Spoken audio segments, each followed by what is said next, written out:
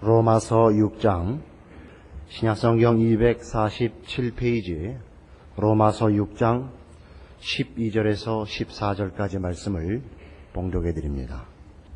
그러므로 너희는 죄로 너희 죽을 몸에 왕노릇하지 못하게 하여 몸의 사욕을 순종치 말고 또한 너희 지체를 불의의 병기로 죄에게 드리지 말고 오직 너희 자신을 죽은 자 가운데서 다시 산 자같이 하나님께 드리며 너희 지체를 의의 병기로 하나님께 드리라. 죄가 너희를 주관치 못하리니 이는 너희가 법 아래 있지 아니하고 은혜 아래 있음이니라. 로마서 6장 12절을 보시면 이 성화에 관한 실제적인 명령을 이런 식으로 내고 있는 걸 봅니다.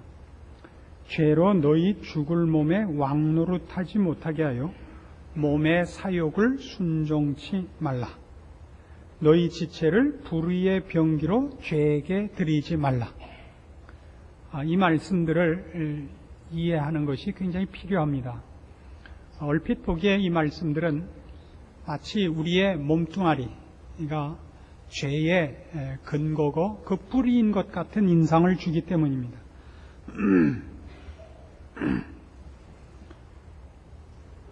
성경이 표현하는 죽을 몸, 너희 지체 이렇게 표현된 것이 무엇을 의미하는가를 제대로 알지 못한다면 이 성화 문제에 있어서 아주 심각한 오해에 빠질 수 있기 때문입니다. 그 오해가 어떤 것이냐 하는 것은 조금 이따 말씀드리기로 하고 우선 이 죽을 몸이라고 표현된 이 말이 갖는 의미를 정확히 할 필요가 있습니다. 성경은 어느 곳에서도 물질에 관한 것을 죄악시하는 적이 없습니다. 죄란 하나의 경향입니다. 죄란 경향이지 형태가 아닙니다. 그래서 이 몸뚱아리, 우리의 육체 혹은 세상의 어떤 물질, 자연계를 죄악시하는 것이 없습니다. 나중에 우리가 천국에 가면 거기도 자연계가 있을 걸 아셔야 됩니다. 우리 몸으로 갈 것을 아셔야 됩니다. 그러나 우리의 생각은 자꾸만 정신적인 것, 형이상학적인 것, 이쪽만 거룩하고 이 형이하학적인 것, 이 피지컬한 것은 거룩한 것이 아니라는 이상한 본성적인 그 오해를 갖고 있는데 아마 헬레니즘의 영향을 받았기 때문이 아닌가 싶습니다. 그 왜 죽을 몸이라고 하는가? 이 몸뚱아리가 그 죄의 뿌리라든가 근거라는 의미가 아니라 이 죽을 몸이라는 표현을 통해서 한시적인 가치와 불완전한 그 어떤 영역을 묘사하고 싶은 것입니다. 우린 이 표현 속에서 지체를 불의의 병기로 드린다는 말과 그 다음 같은 13절 하반절에 너희 자신을 하나님께 드리라라는 그 두 비교를 보실 수 있습니다. 죄한테는 우리가 우리 자신을 드리지 않습니다. 우리는 더 이상 죄 아래 들어갈 수가 없습니다. 우리 전체, 우리 인격, 우리의 존재는 어쨌거나 우리가 실패하든 성공하든 하여튼 구원을 얻은 이후로 영원토록 하나님의 영역 속에 있고 하나님의 소유 속에 있습니다. 그러나 우리가 우리 지체를 죄에게 드릴 수 있습니다. 그러니까 이 팔다리를 드린다는 의미가 아니라 우리 자신을 하나님께 드리는 것 같이 우리 자신이 죄 아래 다시 가진 못합니다.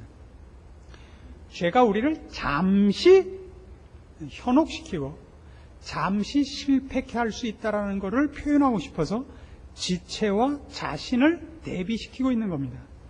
마찬가지로 죄로 너희 죽을 몸에 왕노릇하지 못하게 하라라는 얘기는 몸뚱아리를 얘기하는 것이 아니라 우리가 이 죽을 몸이라고 표현된 이 세상의 가치와 이 세상의 비진리와 죄악된 것에 우리를 맡기지 말 것을 표현하는 것입니다. 누가복음 16장으로 가보십시다. 누가복음 16장 9절 봅니다. 내가 너희에게 말하노니 불의의 제물로 친구를 사귀라. 그리하면 없어질 때 저희가 영원한 처소로 너희를 영접하리라. 지극히 작은 것에 충성된 자는 큰 것에도 충성되고 지극히 작은 것에 불의한 자는 큰 것에도 불의하니라. 너희가 만일 불의한 재물에 충성치 아니하면 누가 참된 것으로 너희에게 맡기겠느냐. 여기 불의의 재물이 뭐냐 하는 것입니다. 여기서 말하는 불의한 재물이라는 것은 도둑질을 했거나 강도질을 한 재물, 말하자면 범법한 재물을 의미하는 것이 아닙니다. 이 세상에서는 재물이지만, 이 세상에서는 가치가 있지만 영원한 가치가 있는 것은 아닌 것. 즉, 이 세상의 한시적이고 제한된, 그리고 영원치 않은 헛된 가치를 의미하기 위해서 불의한 재물이라고 합니다. 13절에 보면, 11절에 보시면 불의한 재물에 충성치 아니하면 누가 참된 것으로 너희에게 맡기겠느냐라는 대조를 봅니다. 이 불의한 재물과 참된 재물, 참된 것은 영원한 가치를 말합니다. 불의한 재물에 충성하라고 되어 있습니다. 그래서 이 세상을 사는 동안 성실히 살아야만 됩니다. 그것이 영혼을 성실하게 준비하는 것입니다. 그러나 그 성실함은 이 세상의 가치를 추적하거나 이 세상의 재물을 목표로 하라는 뜻은 아닌 것입니다. 그래서 불의의 재물로 친구를 사귀라고 9절에 얘기가 나온 것입니다. 여기에서 표현한 바와 같이 이 세상의 재물들이 그것 자체로 범법한 것이라든가 그것이 악하다는 것이 아니라 그것이 영원과 진리라는 것과 대조될 때는 불의하다고 밖에는 표현할 수 없는 것 같이 우리가 우리를 영원한 것에 맡기지 않고 이 세상의 가치와 이 세상의 원리에 우리를 내어 맡기는 것을 죄로 죽을 몸에게 순종치 말라고 표현하는 것입니다.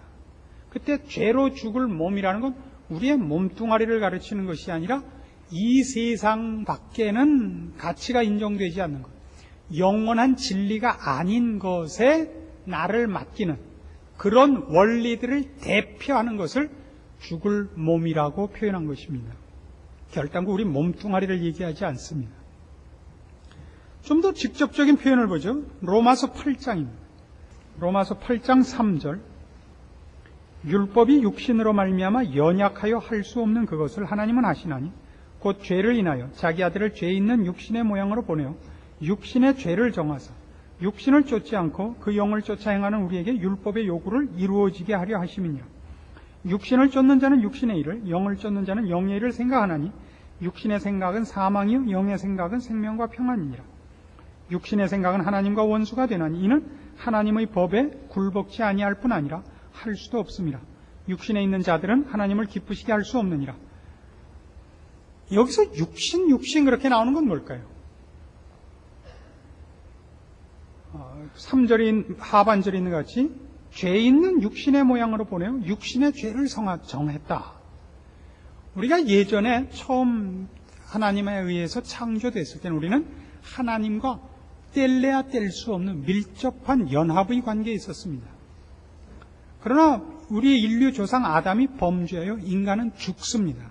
죽음은 지금 우리가 보통 얘기하는 육체적인 죽음을 얘기하는 것이 아니라 하나님과 단절되는 것을 말합니다.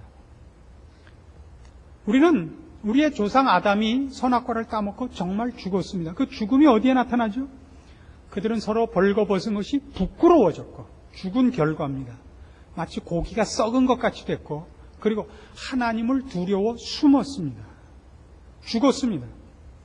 죽은 다음에 인간을 살아는 있지만 하나님과의 관계가 끊어져 있어서 그때부터 표현을 우리가 육신에 있다라고 표현을 합니다. 그 육신에 있다는 건 영이 죽어 있다는 뜻이지 육체가 악하다는 뜻은 아닙니다. 창세기 6장으로 가보시겠습니까? 좀 어려운 내용이긴 하지만 그래도 이렇게 전혀 못 알아듣는 표정을 짓고 계시면 세상 답답하죠.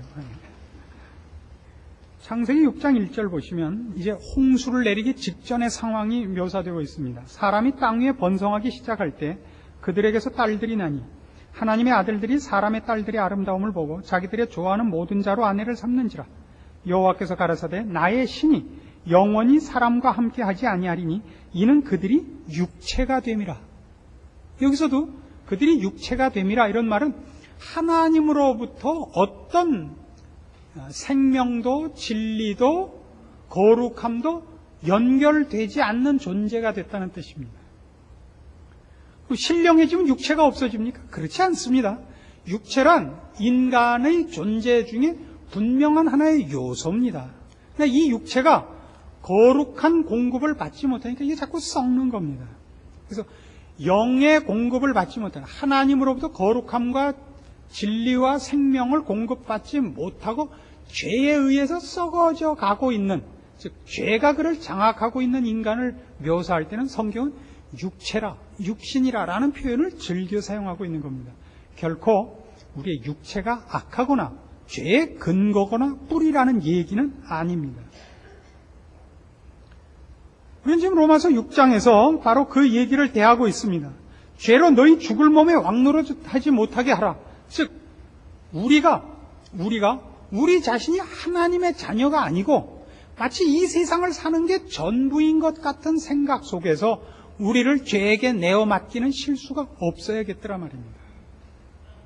이게 성경이 하고 싶은 얘기입니다. 이걸 왜 이렇게 강조해야 되느냐 하면 이걸 강조하는 가장 큰 이유가 이겁니다. 성화라는 것을 많은 성도들이 이런 식으로 오해하기 때문입니다. 우리 마음 속에 악한 것이 생각이 안 나는 것, 죄악된 것이 생각이 났다 할지라도 어떤 거룩한 생각이 하늘로부터 내려와서 내 속에 악한 생각을 몰아내고 그 신령하고 거룩한 것이 나를 장악하여 악한 생각이 일어나지도 못하게 하며 혹 일어났어도 그걸 시행하지 못하도록 나를 거룩한 힘으로 붙잡아 매는 것, 이것을 성화라고 생각하는 이들이 많습니다. 성화라 그러지 않습니다. 성경은 우리에게 우리 안에 거룩한 것이 있고 하나님의 자녀가 되어서 승리할 모든 조건이 갖추어졌지만 그 승리를 내가 노력하고 내가 선택하고 내가 싸워서 쟁취해야 할 것으로 명하고 있습니다. 지금 우리가 읽는 로마서 6장 12절 이하도 이겁니다. 죄로 너희 죽을 몸에 왕노릇하지 못하도록 우리가 노력해야 되고 우리 자신을 하나님께 바쳐야 됩니다. 이건 우리의 싸움입니다. 기도해서 얻는 것이 아닙니다. 그러나 여러분들이 이 신앙생활에 관한 서적들을 읽는 중에 지금부터 얘기하는 이런 식의 잘못된 성화를 가르치는 책을 앞으로 만날 가능성이 있습니다. 여러 책들이 이런 것이 있어서 일일이 다 나열을 할 수가 없고 많은 책들에 이런 사상이 녹아져 있는 것을 봅니다. 그건 뭐냐 하면 여러분들이 성화의 단계에서 하나님의 자녀답게 살려고 하는데도 늘 실패하는 것이 어떤 식으로 나타나느냐 하면 마음의 소원이 있고 노력을 하지만 실패하는 현실로 이렇게 나타날 것입니다. 거기에 답을 이렇게 제시한 걸 만날 겁니다. 왜 사탄과 직접 싸우려고 하는가? 왜 네 자신이 싸우는가? 싸움을 포기하라. 그건 네 싸움이 아니라 주님께서 하실 싸움이다. 주님을 앞세우라. 주님으로 하여금 그 싸움을 하시게 하라. 이런 권면을 여러분이 여러 책에서 보실 가능성이 있습니다. 이건 잘못된 가르침입니다. 주님은 우리 대신 싸우시지 않습니다. 그건 우리가 싸울 싸움입니다. 이게 성화에서 가장 중요한 싸움거리입니다. 여러분은 이 성화를 기도해서 얻지 않습니다. 여러분이 노력하고 연습하고 훈련하셔야 됩니다. 에베소서 6장으로 가보시겠습니까? 에베소서 6장 10절입니다. 정말로 너희가 주 안에서와 그 힘의 능력으로 강건하여지고 마귀의 괴계를 능히 대적하기 위하여 하나님의 전신갑주를 입으라.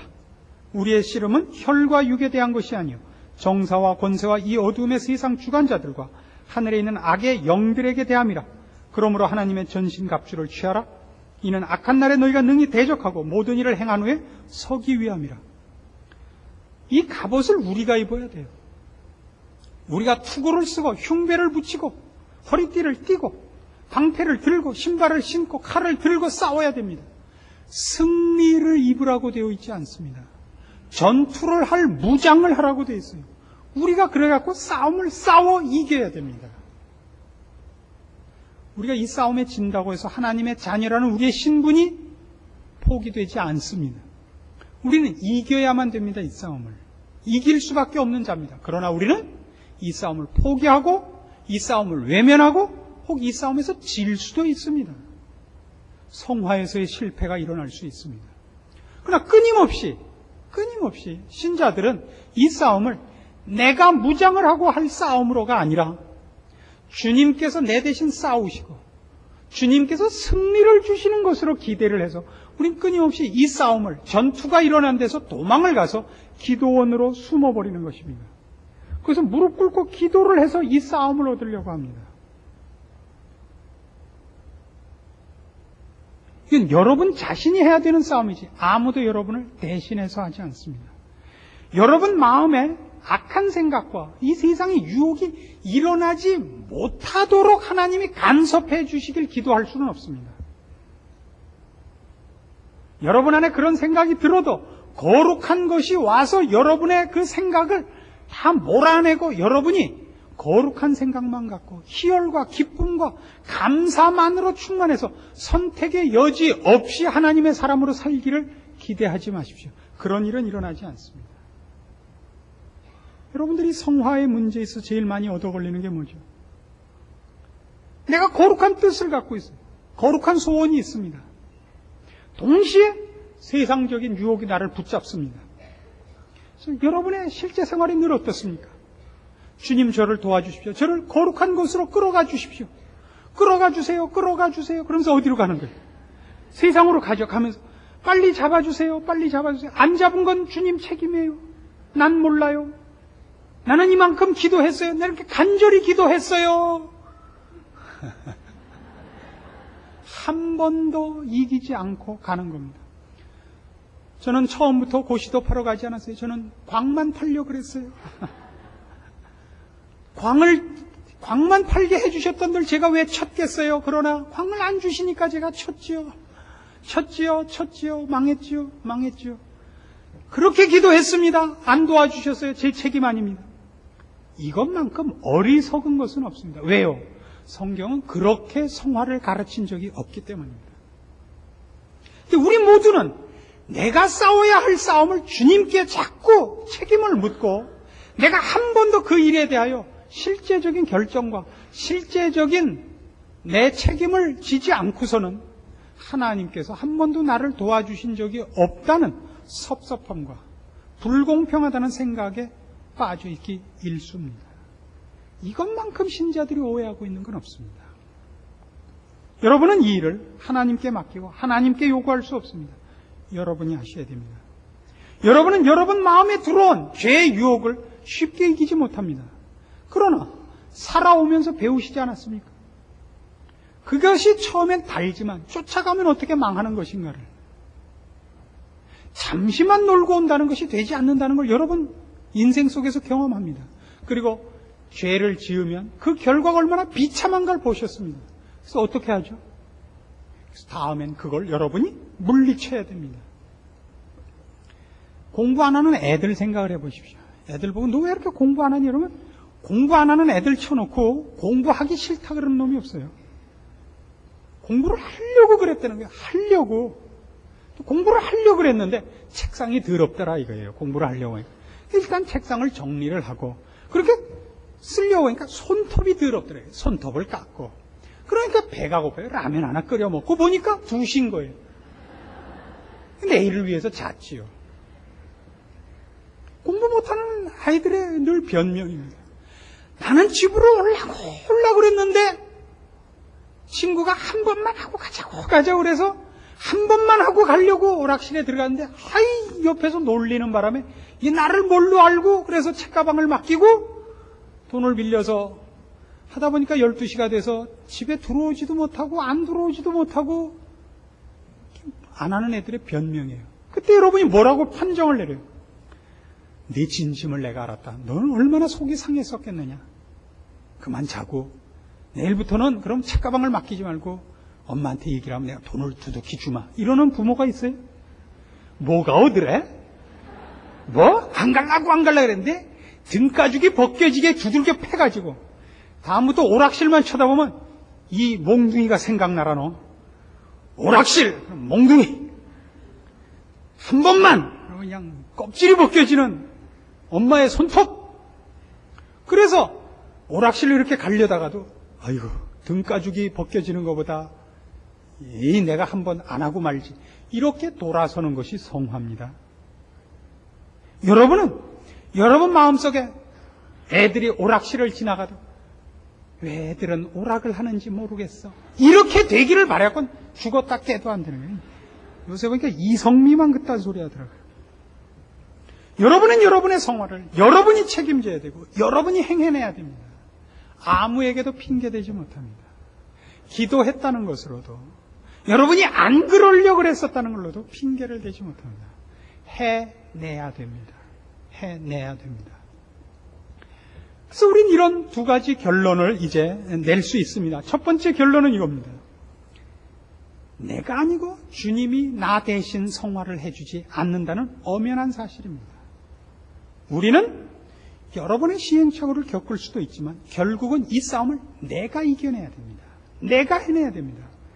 우리는 절제해야 되고 우리는 분별력이 있어야 되고 그리고 이를 악문 분명한 냉정한 자기 판단을 놓치지 않아야 됩니다. 빌립보서 3장으로 가봅니다.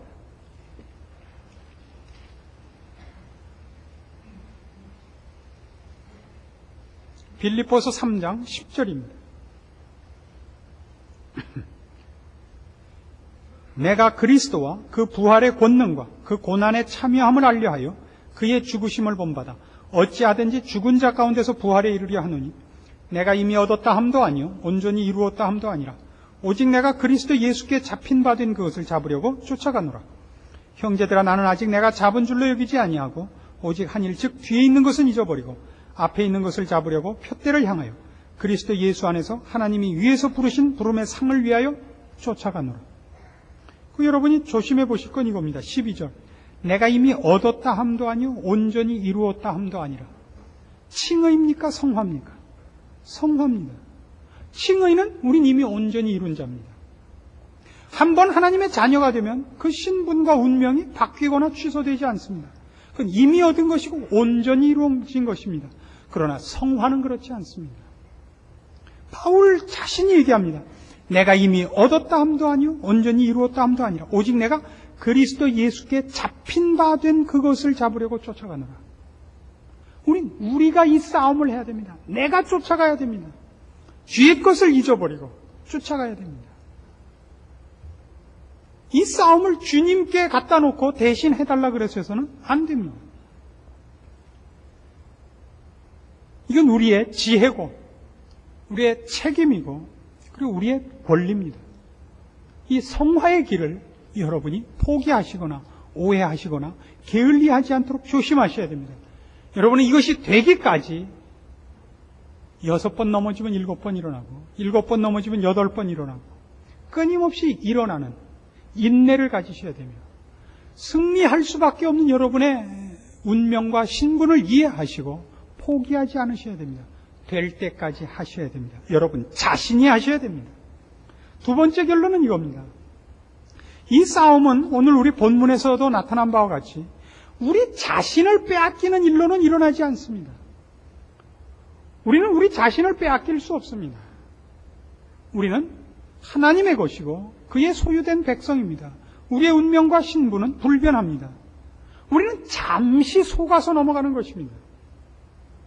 그래서 이 속아 넘어가는 가장 보편적인 그 방법이 뭐냐 할 때 사소한 일로부터 잡혀간다는 사실입니다. 우리는 큰 싸움을 합니다. 우리 안에 죄악된 생각이 일어나지도 않기를 바랍니다. 우리 마음속에 거룩한 생각만이 꽉 차고 한 번의 실수도 없는 것을 자꾸 소원합니다. 성화는 그렇게 시작하지 않습니다. 작은 것부터입니다. 작은 것부터. 우리의 지체를 불의의 병기로 들이지 않도록 싸우십시오. 작은 일에서 지지 않도록. 전체가 빼앗기는 것이 아니라 작은 것이 빼앗겨서 결국 전체를 빼앗긴다는 걸 잊지 마십시오. 골로새서 3장으로 갑시다. 두 가지 제안을 할 수 있습니다. 골로새서 3장 5절입니다. 그러므로 땅에 있는 지체를 죽이라. 곧 음란과 부정과 사욕과 악한 정력과 탐심이니 탐심은 우상숭배니라. 탐심이 뭐죠? 이게 우리의 욕심입니다. 우리의 탐욕들인데 이걸 왜 우상숭배라 그러죠? 하나님만을 사랑하고 하나님의 자녀된 것만을 기뻐하는 것 이외의 것을 욕심내는 것은 다 우상숭배인 겁니다. 결국 성화는 이겁니다. 여러분이 여러분의 인생과 여러분의 존재 속에서 하나님을 섬기며 하나님의 자녀된 것만으로 기뻐하는가, 그 기쁨을 제대로 아는가 하는 싸움입니다. 대부분의 신자들은 끊임없이 신자가 되었으니 하나님을 믿어드렸으니 이제는 내 소원 이루어주세요. 나도 하나님을 위해서 하나 해줬으니 하나님도 나를 위해서 하나 해주십시오. 그 하나가 뭐냐면 이 세상에서의 어떤 헛된 것이라고요. 신자들의 기쁨은 그가 하나님을 안 것, 하나님의 자녀로서의 거룩함과 영광의 신분을 깨닫는 것입니다. 그것보다 더 큰 보상은 없습니다. 그걸 알게 해달라고 오히려 기도를 하셔야 됩니다. 로마서 12장으로 가십시다.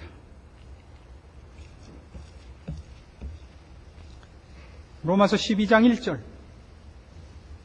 그러므로 형제들아, 내가 하나님의 모든 자비하심으로 너희를 권하노니 너희 몸을 하나님이 기뻐하시는 거룩한 산제사로 드리라. 이는 너희의 드릴 영적 예배니라. 너희는 이 세대를 본받지 말고 오직 마음을 새롭게 함으로 변화를 받아 하나님의 선하시고 기뻐하시고 온전하신 뜻이 무엇인지 분별하도록 하라. 그래놓고 무슨 요구가 있나 보세요. 내게 주신 은혜로 말미암아 너희 중 각 사람에게 말하노니 마땅히 생각할 그 이상의 생각을 품지 말고 오직 하나님께서 각 사람에게 나눠주신 믿음의 분량대로 지혜롭게 생각하라. 마땅히 생각할 그 이상을 생각지 말라는 것은 인간이 어리석게 실패하는 가장 큰 것 중에 하나가 죄가 우리를 유혹하는 방법, 아주 교묘한 방법 중에 하나이기도 한데요. 하나님이 하시는 일이 내가 생각하는 것보다 못하다고 생각하는 이 엉뚱한 생각입니다. 마땅히 생각할 그 이상을 생각지 마십시오.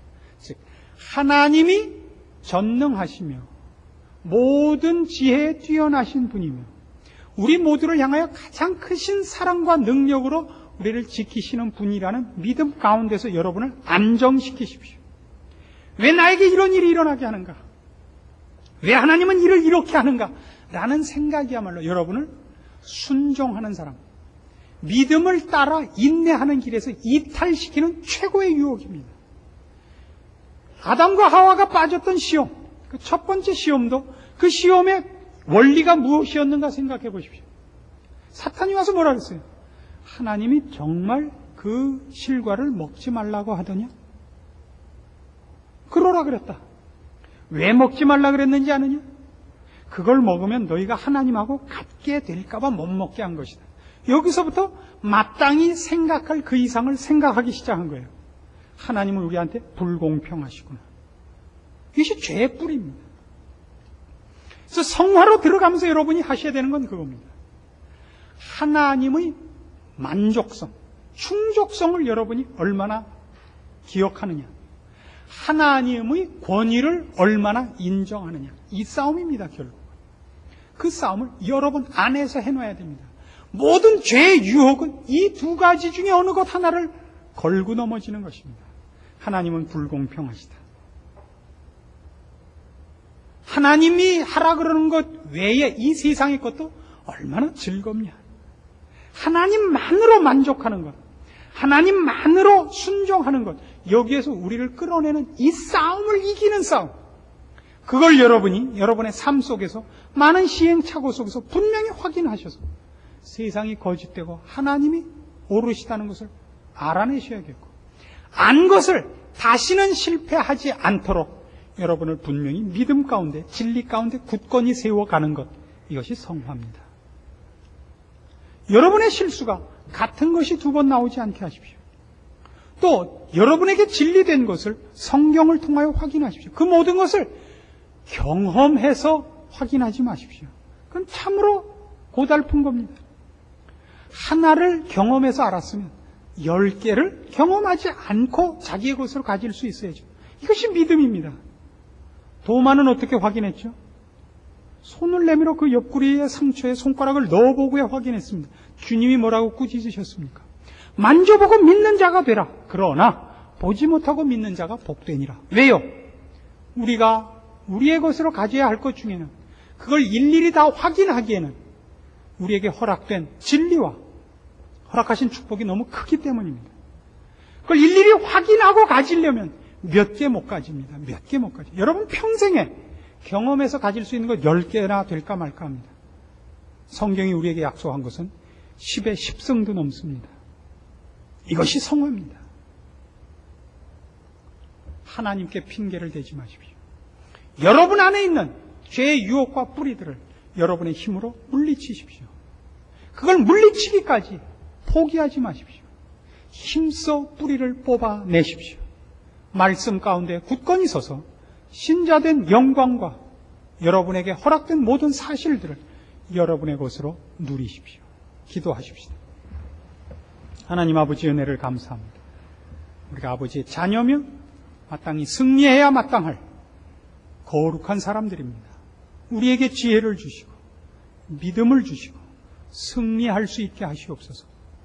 눈을 똑바로 뜨고 우리에게 일어난 일이 무엇인가, 우리가 누구인가, 어떻게 해야 되는가 가르친 말씀대로 순종케 하시옵소서.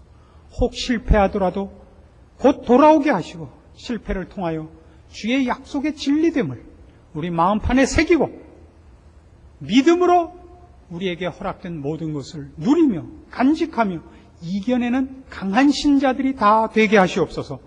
예수님의 이름으로 기도합니다. 아멘.